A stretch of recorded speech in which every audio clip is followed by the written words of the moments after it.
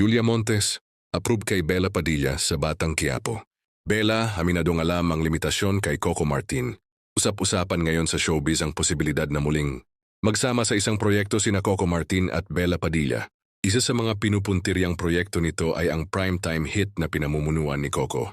Bagamat wala pang kumpirmasyon kung papasok nga ba si Bella sa teleserye, marami ang nagsasabing approve kay Julia Montes ang ideya. Si Julia, na ngayon ay bahagi na rin ng production team ng serye, ay kilala sa pagbibigay suporta sa mga kapwa-aktor na makapagdadala ng panibagong energy sa Batang Quiapo. Samantala, sa ilang nakaraang panayam, inamin ni Bella na alam niya ang limitasyon niya kapag si Coco Martin ang direktor at kaeksena.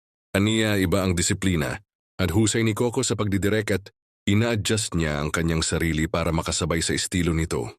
Marami rin ang nagsasabi na isa si Bella sa mga naging leading lady. Di Coco na nagka-issue at never na link sa aktor, kaya gusto ito ni Julia.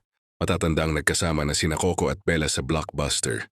Si Ring FPJs ang probinsyano, kung saan nakita ang chemistry at matibay na partnership nila sa trabaho.